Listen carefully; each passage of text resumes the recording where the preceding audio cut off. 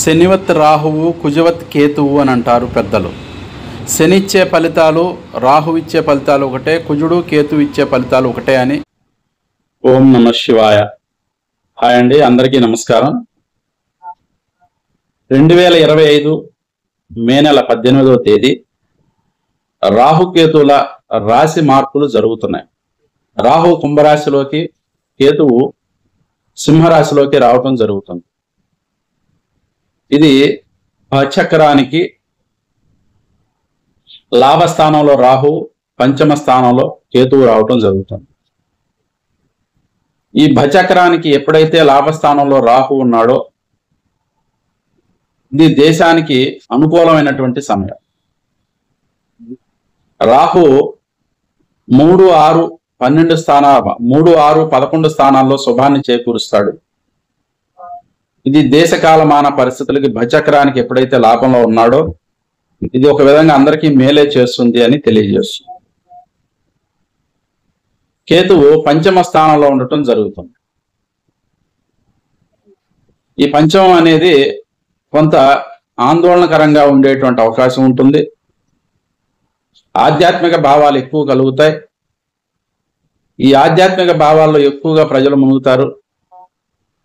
దానివల్ల ఆందోళన తగ్గించుకునే ప్రయత్నాలు చేస్తారు. ఈ ఆందోళన తగ్గాలి, ఎట్లాగా ఏం చేస్తే తగ్గుద్దనే భావంతోనే ఈ ఆధ్యాత్మిక భావాలు ఎక్కువ పెరుగుతాయి. ఇక్కడ రాహు గాని కేతువు గాని ఒకసారి రాశి మారారు అని అంటే 18 మాసాలు ఉంటారు. వాళ్ళు ఎప్పుడూ వెనక్కి నడుస్తారు, ముందుకు నడవటం అనేది జరగదు. అయితే ఈ రాహువు మీనరాశి, కర్కాటక రాశి, వృశ్చిక రాశి వారికి దోషాన్ని ఇస్తున్నాడు. అయితే గురు దృష్టి రాహు పైన ఉండటం, ఇది ఒక విధంగా గురుదృష్టి ఉన్నంత కాలం కూడా రాహు చెడు ఫలితాలని ఈ రాశుల వాళ్ళకి ఇవ్వడు. కేతువు కన్య రాశి వారికి, మకర రాశి వారికి, వృషభ రాశి వారికి ఈ సంవత్సరం దోషాన్ని ఇస్తున్నాడు. అయితే రాహువు కన్నా కేతువు కొంత ఎక్కువ దోషాన్ని ఇచ్చేటువంటి వాడే. కేతు దోషం అంటే తెలియకుండా మనిషిని కాస్తంత ఇబ్బంది పెట్టే పరిస్థితులు ఉంటాయి. రాహు తొందరపాటు కలిగి ఏ పనులైనా చేసి ఇబ్బంది పెడితే, కేతువు ఏది సరైన సక్రమానికి చేయక, ఏం చేయాలో తెలియక, సరైన నిర్ణయాలు లేక ఇబ్బంది పెడతాడు. ఈ రాశుల వాళ్ళు ముఖ్యంగా జాగ్రత్త వహించాలి. కన్య రాశికి 1000 స్థాన దోషం, మకర రాశికి అష్టమ దోషం, వృషభ రాశికి అర్ధాష్టమ దోషం కేతు ఇస్తాడు. రాహువు మీనరాశికి 1000 దోషం, కర్కాటక రాశికి అష్టమ దోషం, వృశ్చిక రాశికి అర్ధాష్టమ దోషం. ఈ దోషాలు తొలగిపోవడానికి రాహుకేతు పూజ అందరికీ బాగా సహకరిస్తుంది. అట్లాగే కేతు దోషం ఉన్న వాళ్ళు మంగళవారం రోజున ఆంజనేయ ఆలయాన్ని దర్శనం చేసుకుని ఆంజనేయుని పూజ చేసుకోవటం, మీ తోచినటువంటి పూజాదులు నిర్వర్తించటం, ఇది మంచి శుభ పరిణామంగా మీకు అనుకూలిస్తుంది. అదే రాహు గనక ఏదైతే మీన, కర్కాటక, వృశ్చిక రాశుల వారికి అనుకూలంగా లేదో వాళ్ళు దుర్గాదేవిని, అమ్మవారిని ఆరాధించినట్లయితే అమ్మవారి ఆలయ దర్శనం చేసుకోవటం, శుక్రవారం రాహుకాలంలో నిమ్మ దీపాలు పెట్టటం. అంటే 2 నిమ్మ పండ్లు తీసుకుని మధ్యలో కట్ చేసి వాటిని వెనక్కి తిప్పి దాంట్లో నువ్వు నూనె పోసి నల్ల ఒత్తి పెట్టి ఒక ప్లేట్లో 4 దిక్కులుగా భావించి, తూర్పు, పడమర, ఉత్తర, దక్షిణాలుగా 4 దిక్కులుగా భావించి దీపం ఇంట్లో పెట్టుకోవచ్చు, ఇంటి బయట ఈశాన్యంలోనూ పెట్టుకోవచ్చు, లేదా కొంతమంది పడమర కూడా పెట్టుకోవచ్చు, అది తప్పేమి కాదు. లేదా నవగ్రహాల దగ్గర శివాలయంలోనూ ఏ గుళ్ళో నవగ్రహాలు ఉన్నా అక్కడ పెడితే కూడా ఇది మంచి శుభ పరిణామం. వాళ్ళకి రాహు శాంతి కలిగి మంచి అనుకూలమైన పరిస్థితులు ఏర్పడతాయి. అట్లాగే ఈ రాహువు 18 మాసాలు ఉంటాడు. ఈ 18 మాసాల్లో రాహు సహజంగా జాతకాల్లో వచ్చిన వాళ్ళకి, అనుకూలంగా ఉన్న వాళ్ళకి వివాహాలు తొందరగా చేస్తాడు, విదేశాన అవకాశాలను ఇస్తాడు. అట్లాగే మెడికల్ విద్యను అభ్యసించే వాళ్ళకి అనుకూలమైన మార్పులుగా, శుభ పరిణామాలుగా కనిపిస్తాయి. అట్లాగే ఈ కేతువు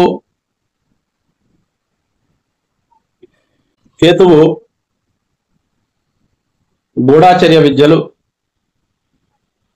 అట్లాగే సీక్రెట్ సంస్థలు, CID, CBI, police, secret agents, వీటికి సంబంధించినటువంటి విషయాల్లో చాలా మంచి మార్పులు ఇస్తాడు.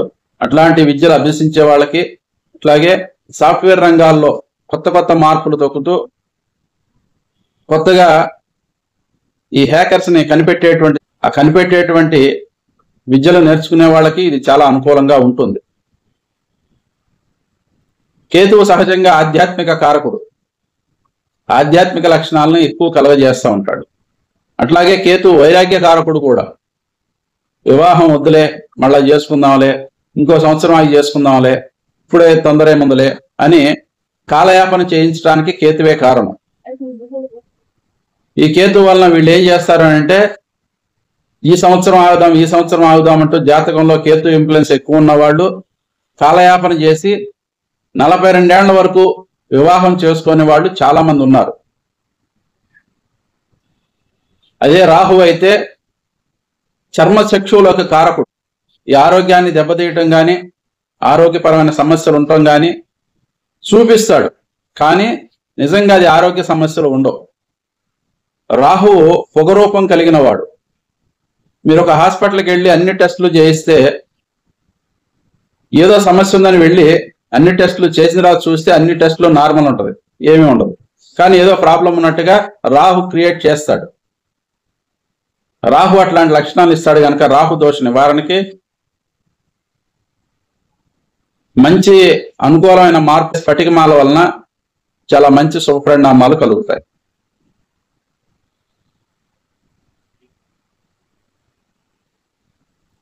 రాహు 1.5 సంవత్సరం ఉన్నాడు కావున మేషరాశి వారికి ఇది చాలా శుభపరిణామం. మేషరాశి వారికి ఏలినాటి శని నడుస్తున్నా కూడా ఈ రాహు వలన అనుకూలంగానే ఉంటుంది.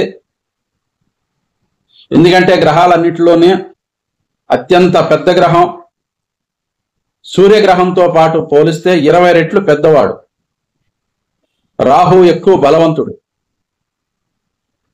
కాబట్టి రాహు ఛాయాగ్రహం అని కూడా అంటారు.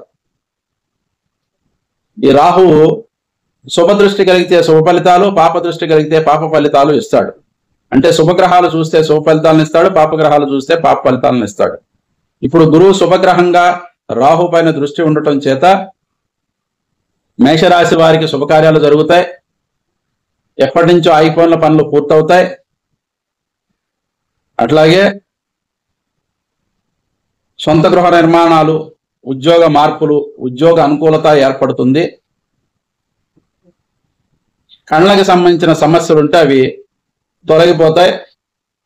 అనుకోకుండా ఒక మంచి డాక్టర్ని కలవటం, ఆయన ఏదో సలహా చెప్పటం, అది మీకు ఉపయోగకరంగా ఉండటం, దానివల్ల కళ్ళకు సంబంధించిన సమస్యలు పూర్తిగా తగ్గిపోవటం లేదా చాలా వరకు ఆ సమస్యలు క్లియర్ అవటం జరుగుతుంది. మేషరాశి వారికి కేతు 5వ ఇంట్లో ఉన్నప్పటికీ కూడా గణపతి ఆరాధన చాలా బాగా అనుకూలిస్తుంది. సరైన నిర్ణయాలు తీసుకోలేక కొంత ఇబ్బంది పడే పరిస్థితి ఉంటుంది.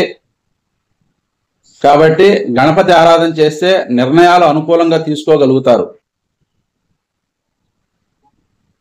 వృషభ రాశి వారికి 10వ స్థానంలో రాహు శుభపరిణామమే. అయితే అర్ధాశ్రమ కేతువే దోషకారకుడు కనుక గణపతి ఆరాధన చేయటం లేదా సుబ్రహ్మణ్య స్వామి ఆరాధన చేయటం, దీనివలన కేతు అనుగ్రహం పొందటం జరుగుతుంది. వృషభ రాశి వారు గృహ నిర్మాణాలు చేస్తే ఈ సంవత్సరం అనుకూలంగా ఉండదు. కేతు గృహస్థానంలో ఉండటం చేత గృహ ఆటంకాలు, అనుకున్న దానికన్నా ఖర్చులు అధికం అవటం, కొన్ని సరైన సమయాల్లో పూర్తి కాకపోవటం వలన ఇబ్బందులు పడతారు. ఈ వృషభ రాశి వారు కొత్తగా వాహనాలు కొనుగోలు చేయటం అంత మంచిది కాదు. ఈ వృషభ రాశి వారికి రాహు అనుకూలుడే కేతువే కాబట్టి ఒకసారి వీలుంటే రాహుకేతు పూజ శ్రీకాళహస్తిలో చేయించుకోవటం వలన మంచి శుభపరిణామాలు కలుగుతాయి. అట్లాగే మిథున రాశి వారికి కేతు 3వ ఇంట్లో, రాహు 9వ ఇంట్లో ఉండటం జరిగింది. కేతు 3వ ఇంట్లో శుభుడయ్యాడు, చాలా మంచి ఫలితాలు ఇస్తాడు. భూ సంబంధమైన వ్యవహారాలు కలిసి వస్తాయి. చిన్న చిన్న ప్రయాణాల వలన అభివృద్ధి కలుగుతుంది, అనుకూలమైన మార్పులు వస్తాయి, ఆదాయం కలుగుతుంది. అదే రాహు వలన అవమానాలు కలుగుతాయి, పితృ సంబంధమైన దోషాలు కలుగుతాయి, తండ్రికి అనారోగ్య సమస్యలు ఎదురవ్వచ్చు. ఆరోగ్య శ్రద్ధ వహించటం అవసరం తండ్రికి. రాహు 9లో ఉండటం వలన చిన్న చిన్న విషయాలకే కోపం రావటం, అన్ని విషయాల్ని సర్దుకోలేకపోవటం, నన్నెందుకు అన్నారని ప్రతి విషయంలోనూ ఏదో క్వశ్చన్ వేసుకుని మీ అంతటి మీరే మదన పడటం జరుగుతూ ఉంటుంది.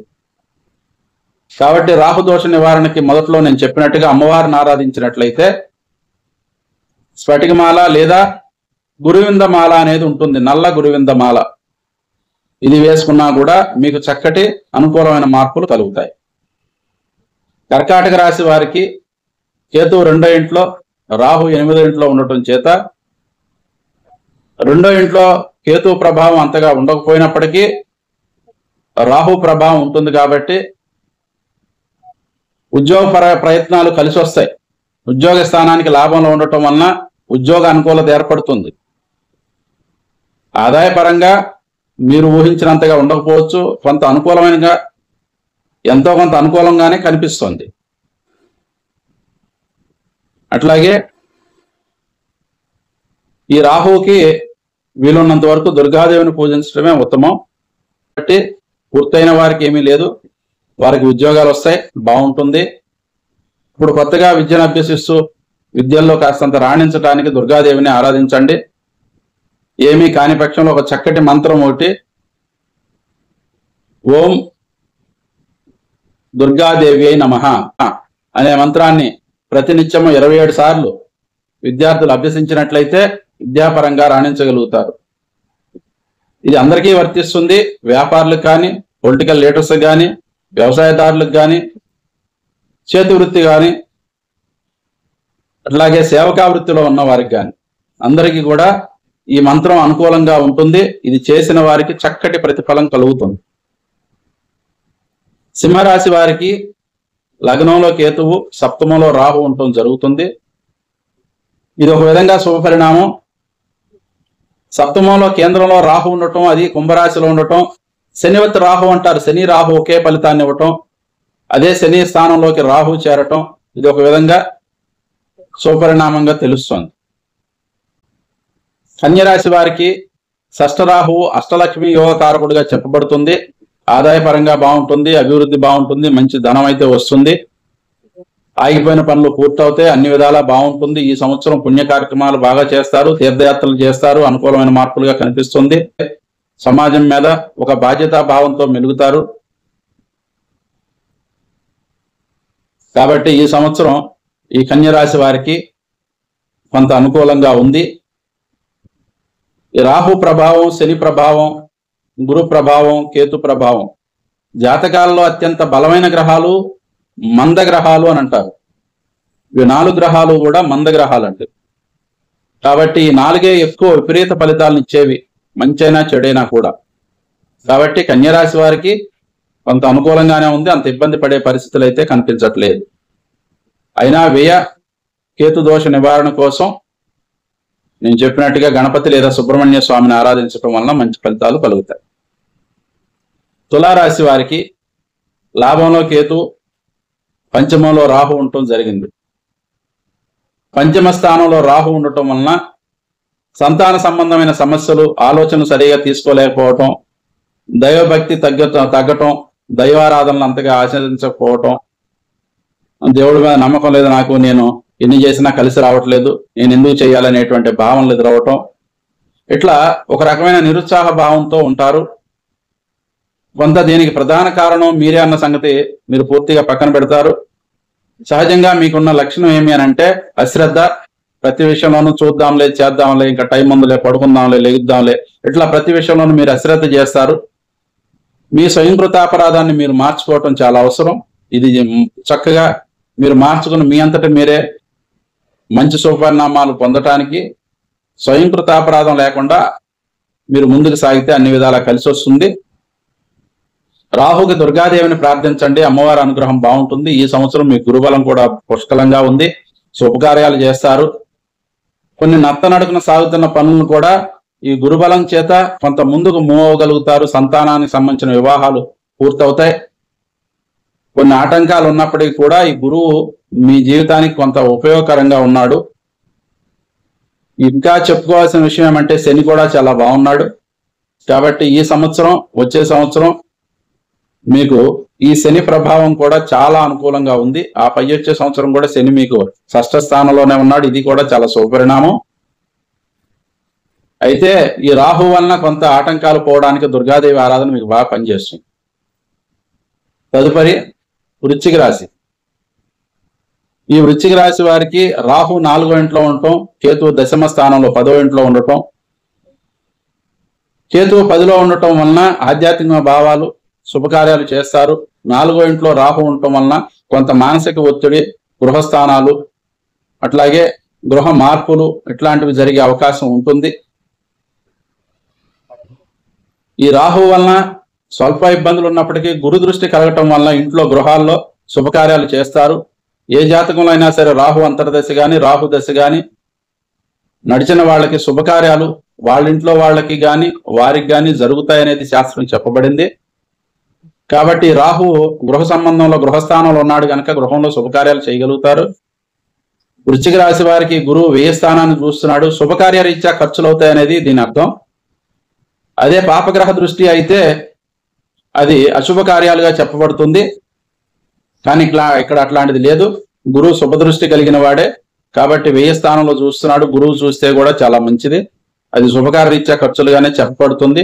అదే 4వ ఇంటిని కూడా గురువు చూస్తున్నాడు, 2వ ఇంటిని కూడా గురువు చూస్తున్నాడు. వృశ్చిక రాశి వారికి రాహు వలన కేతు వలన ఈ సంవత్సరం అంతగా ఇబ్బంది కలిగే పరిస్థితులు అయితే ఏమీ ఉండవు. గురువు అష్టమంలో ఉన్నాడన్న మాటే కానీ గురువు ధనస్థానాన్ని చూస్తున్నాడు. ఇది చాలా మంచిది. ధనాధిపతి కూడా గురువే అవటం, అదే ధనస్థానాన్ని చూడటం, అధిక సంపాదన కలగటం, ధనయోగాలు కలగటం చాలా గొప్పగా ఉంటుంది. అట్లాగే శని 5వ స్థానంలో ఉండటం, వృశ్చిక రాశి వారికి శని అర్ధాష్టమ శని దోషం తొలగిపోవటం కూడా చాలా మంచి శుభపరిణామం. అట్లాగే ధనస్సు రాశి. ఈ ధనస్సు రాశి వారికి శుభపరిణామాలుగా కనిపిస్తున్నాయి. ఆదాయం బాగుంటుంది, వివాహ ప్రయత్నాలు ఫలిస్తాయి, దూర ప్రయాణాలు అనుకూలిస్తాయి. అట్లాగే ఈ ధనుసు రాశి వారికి అర్ధాష్టమ శని దోషం ఉంది. రాహుకేతుల వలన ఎటువంటి దోషం లేదు. రాహు 3వ ఇంట్లో ఉన్నాడు, శుభుడే. కాబట్టి శుభకార్యాలు అనుకూలానికి ఈ రాహు కూడా ఉపకరిస్తున్నాడు, గురువు కూడా ఉపకరిస్తున్నాడు. శని కూడా అర్ధాష్టమంలో ఉండటం వలన శని ఉంటేనే ఎవరికైనా వివాహం అవుతుంది, అది శాస్త్రం తెలియజెప్తుంది. అది అష్టమ శని అవనివ్వండి, ఏలినాటి శని అవనివ్వండి, అర్ధాష్టమ శని అవనివ్వండి, శని ఉంటేనే వివాహం జరుగుతుంది. 90% అట్లానే జరిగిన వాళ్లే ఉన్నారు, అట్లానే జరుగుతున్నాయి. కాబట్టి 2.5 సంవత్సరాలు మీన రాశిలో శని ఉన్నాడు.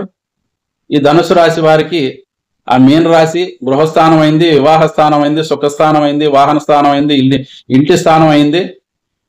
వీటికి సంబంధించిన విషయాల్లో చిన్న చిన్న ఆటంకాలు ఉన్నా కూడా అవన్నీ నెరవేరుతాయని చెప్పుకోవాలి. ఈ ధనుసు రాశి వారికి శని చాలా సందర్భాల్లో ఉపయోగపడిన సందర్భాలే ఉన్నాయి. కాబట్టి ఇక్కడ కేతువు గాని రాహువు గాని బలమైన దోషాలు ఏమీ లేవు. శని దోష నివారణకి మాత్రం ఈ 2025వ సంవత్సరం, 26వ సంవత్సరం, 2027వ సంవత్సరం పూర్తయ్యేంత వరకు శనివారం తలస్నానం చేసి వెంకటేశ్వర స్వామి ఆలయ దర్శనం చేసుకున్నట్లయితే వీరికి మరింత సత్ఫలితాలు కలుగుతాయి. తదుపరి మకర రాశి. ఈ మకర రాశి వారికి అష్టమంలో కేతువు, 2వ ఇంట్లో రాహు ఉండటం జరిగింది, 3వ ఇంట్లో శని, 6వ ఇంట్లో గురువు ఉన్నాడు. 6వ ఇంట్లో గురువు 12వ స్థానాన్ని చూస్తున్నాడు, శుభకార్యరీత్యా ఖర్చులు పెట్టిస్తాడు. మకర రాశి వారికి శని అనుకూలమైన ఫలితాలు ఇవ్వటానికి రెడీగా ఉన్నాడు. ఇంచేతంటే ఈ ఏలినాటి శని తొలగిపోయింది, 3వ ఇంట్లో శని ఉన్నాడు. ఈ శని సువర్ణమూర్తిగా చెప్పబడుతోంది. అలాగే 6వ ఇంట్లో గురువు ఉన్నాడు, సువర్ణమూర్తిగానే ఉన్నాడు. కాబట్టి గురువు శనుల వలన ఈ సంవత్సరం వీరికి అనుకూలంగా ఉంది. అట్లాగే కేతువు అష్టమ దోషాన్ని ఇస్తున్నాడు. ఈ కేతువు మాత్రం కొంత ఇబ్బంది కలిగించే పరిస్థితులు ఉన్నాయి. ఈ కేతు దోష నివారణకి మాత్రం ఇది అష్టమ స్థాన దోషం కాబట్టి ఇబ్బందులు, ప్రమాదాలు, వాహనపరమైన విషయాల్లో సమస్యలు ఎదురవుతాయి.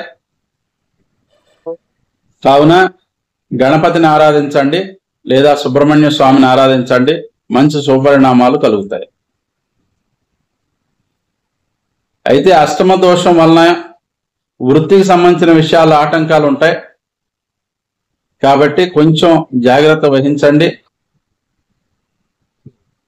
ఖాళీగా ఉండకుండా ఏదో ప్రయత్నాలు చేస్తూ ఉండటం వలన మీకు మంచి ఫలితాలు కలుగుతాయి. తదుపరి కుంభరాశి. ఈ కుంభరాశి వారికి ఈ సంవత్సరం అన్ని విధాల అనుకూలంగా ఉందని గతంలో చెప్పుకున్నాం మనం. ఈ సంవత్సరమే కాదు, ఏలినాటి శని కుంభరాశి వాళ్ళకి ఇంకా 2.5 సంవత్సరాలు ఉన్నప్పటికీ కూడా శుభకార్యాలు జరుగుతాయి, ఉద్యోగ ప్రయత్నాలు ఫలిస్తాయి, నూతన వాహనాలు అనుకూలంగా ఉన్నాయి, అట్లాగే విదేశయాన ప్రయత్నాలు కలిసి వస్తాయి. ఇన్ని చేసినా ధన వ్యయం మాత్రం ఆగదు, అధిక ధనం ఖర్చు అవుతా ఉంటుంది. కుటుంబ రూపేణ శుభకార్యాలు కూడా పూర్తవుతాయి. విద్యార్థులకు కూడా ఈ సంవత్సరం అనుకూలంగా ఉంది. రాహు లగ్నంలో ఉండటం, కేతు 7వ ఇంట్లో ఉండటం వలన ఎక్కువ ఆధ్యాత్మిక చింతనతో ఉంటారు. అందరికీ సహాయ సహకారాలు చేయాలనేటువంటి ఆలోచన, తాపత్రయం కలుగుతుంది. ఆశ్రమాలు, తీర్థయాత్రలు చేస్తారు, ఆశ్రమాలు దర్శిస్తూ ఉంటారు, తీర్థయాత్రలు చేస్తూ ఉంటారు. దైవారాధన ఎక్కువ చేస్తారు. దైవం పట్ల ఇంతకు ముందు లేని నమ్మకం కూడా ఇప్పుడు మీకు ఏదో తెలియని ఒక నమ్మకం ఏర్పడుతూ ఉంది.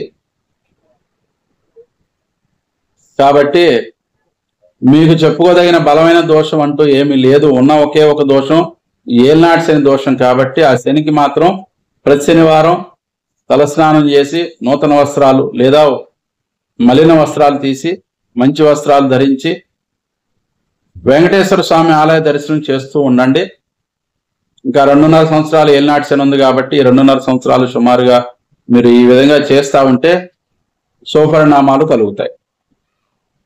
తదుపరి మీనరాశి. 4వ ఇంట్లో గురువు, 12వ ఇంట్లో రాహువు, 6వ ఇంట్లో కేతు ఉండటం జరిగింది. ఇక్కడ కేతువు శుభుడే, కేతు వలన ఇబ్బంది లేదు. అట్లాగే గురువు 4వ ఇంట్లో ఉన్నా కూడా అది శుభసూచకంగానే ఉంది. కేతు అనుకూలుడే, రాహువు ఒకటే దోషం. ఈ మీనరాశి వారికి రాహువు సంబంధించినటువంటి దోష నివారణకి దుర్గాదేవిని ఆరాధించండి. ప్రతి శుక్రవారం రాహుకాలంలో నిమ్మదీపాలు పెట్టండి. ఇది మీకు మంచి శుభపరిణామంగా కనిపిస్తుంది. 4వ ఇంట్లో గురువు సహజంగా దోషకారకుడు. అయితే దశమ స్థానాన్ని, ఉద్యోగ స్థానాన్ని చూస్తున్నాడు, అట్లాగే వ్యయ స్థానాన్ని చూస్తున్నాడు. శుభకార్యాలు చేస్తారు, డబ్బులు బాగా ఖర్చు పెడతారు. రావాల్సిన డబ్బులు సమయానికి రాక కొంచెం 1, 2, 3 సార్లు ప్రయత్నాలు చేసి రాబెట్టుకోగలుగుతారు. అట్లాగే గురువుకి, శనికి, రాహుకి ఈ సంవత్సరం మీరు పూజాదులు నిర్వర్తించడం మంచిది. గురువుకి గురువారం రోజున శనగల దానం ఇవ్వండి, లేదా ప్రతి గురువారం దక్షిణామూర్తి, దత్తాత్రేయుడు, రాఘవేంద్రుడు ఆలయ దర్శనాలు చేసుకోండి. లేదా గణపతి కూడా గురుమూర్తే, గణపతి ఆలయాన్ని దర్శనం చేయండి. గురువారం కూడా మీకు తోచినటువంటి దానం, ప్రసాదం, ఏదైనా తినేటువంటి ఆహారం ఎవరికైనా పంచండి. లేదా ఏ ఒక్కరికైనా ఏదో ఒక పార్సల్, ఒక ఇడ్లీయో దోశ మీకు తోచింది ఏదో కాస్త కొని గురువారం రాడు ఎవరికైనా ఇవ్వండి. ఇదే విధంగా శనివారం కూడా పంచదార కలిపినటువంటి ఒక అన్నం ముద్ద తీసి గోడ పైన పెట్టండి. ప్రతి శనివారం ఈ విధంగా చేయండి. చేసిన తర్వాతే మీరు భోజనం చేయండి. ఇది మీకు చాలా మంచి శుభపరిణామంగా ఉంటుంది. శని దోష ప్రభావం తగ్గుతుంది. ఇది అన్ని విధాలా మీకు మంచిగా అనిపిస్తుంది. ఈశ్వరి జ్యోతిర్వాస్తు కేంద్రం, తిరుపతి. నేను మీ శివకుమార్ కాగిత, అలమేలు మంగాపురం మెయిన్ రోడ్లోనే మాది ఆఫీసు. లైక్ చేయండి, సబ్స్క్రైబ్ చేయండి, షేర్ చేయండి. Thank you all. నమస్కారం.